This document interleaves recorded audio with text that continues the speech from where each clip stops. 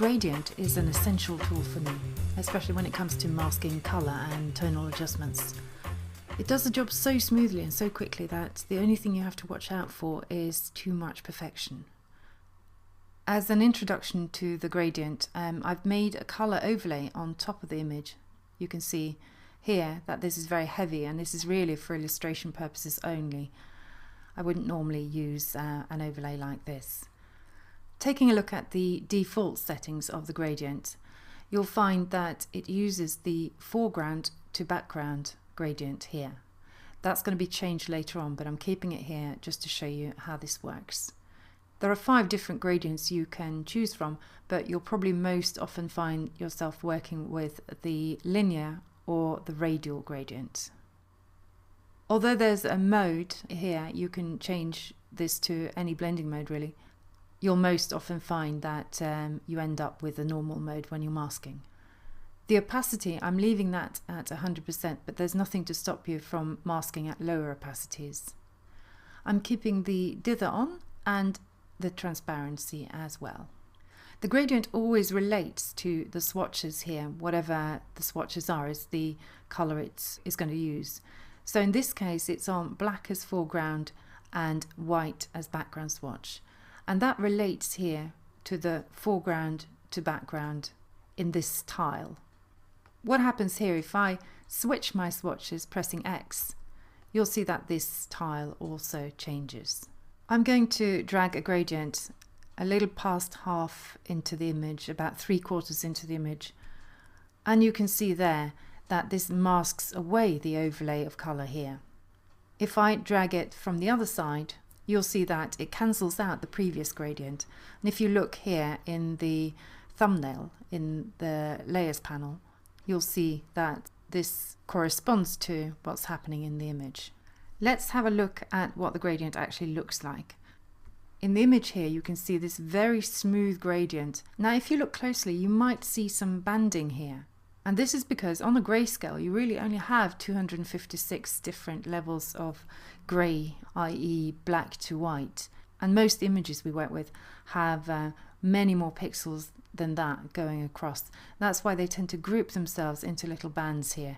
So sometimes if we are working with a very smooth background, which we're not doing on this image, you have to be very careful with this and actually put some noise into your gradient as well. So this is what I mean when I say that the gradient sometimes is too perfect for its own good. Okay, well in this image we don't have to worry about that because it's got so much detail here in the background that it's not likely to give us any problems. Now I'm going to set the colour back to what it was. I'm resetting the mask, and I'm now going to change by clicking on this little triangle here. I'm bringing out the gradient picker here. I'm choosing the second one, which is going to be different to the previous one in that it doesn't use black to white or foreground to background, but actually black to transparency. So if I now repeat what I did previously, I drag a gradient from one side to the other. I'm going to drag it maybe a little bit shorter this time. You can see it does pretty much the same thing. The difference is now when we drag it from the other side, it doesn't cancel out the previous gradient, and what you'll get is something like this in the mask. I'm going to reset it again to a white mask that reveals all and use the radial gradient. Now that's used in a slightly different way.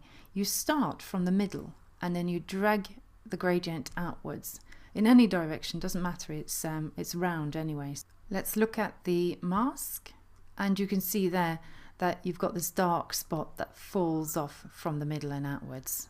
Now in this case it would probably make sense to make this bigger, and I do find that if you drag a couple of more gradients it expands outwards. Let's have a look at the mask again, and you see it works like that. Now let me remove the whole colour adjustment. I'm just dragging that to the wastebasket. I'm going to show you now how I would like to use this for making slightly darker corners, kind of vignetting a little bit on this image. This image tends to look a little bit bland at the edges, and I think it could do with a bit more depth to it. So I'm going to take a marquee here, dragging it just a little bit into the face as well. I'm just going to make a test patch now of a curve. So I'm clicking on the curve there and using the target tool, dragging it downwards there. And you can see there that most of these areas actually fall on the highlights. I'm going to edit fill the mask using black. If I now drag a gradient, I would be dragging it with black, and that's no point. I have to switch my swatches, pressing X to do that. And you see here that this now becomes white to transparent. I'm going to use the linear gradient, which is the first one along here, and I'm going to pull in a gradient in the top left hand corner, another one behind her or on the left of the image, and then I think I might take the opacity down a little bit and pull a gradient in here, a long one from the right hand side and in towards her. I tend to drag my gradients just a little further than you might think is sensible. In fact, I'm going to drag another gradient in here, and that deepens the wall. It also makes that corner a little bit too dark. So what I'm going to do is switch my swatches around. So now I'm going to be masking off. So I'm pulling a gradient roughly at the same angle as the wall, and another little one there, just to make sure it doesn't get too dark there. Let's have a look and see the effect of that. Now, just to make sure that her face isn't covered by the gradient, I'm just going to take the radial gradient here using black, setting that now to 100%, and just dragging a couple of times around her face. Alt click on the mask and alt click on the mask to see her again, and just to check whether this has any detrimental effect on the image. Well, I don't think it has, but I will take a brush tool anyway and mask out just a little bit here on her dress, making sure this doesn't go too dark, and also on her arm here and her hand. I'm going to have a quick zoom out and then back in again, and I feel that I need a little bit more darkness down here, so I'm going to switch my swatch around, make a darkening just behind her here, and balance that up a little bit by lightening just this area here.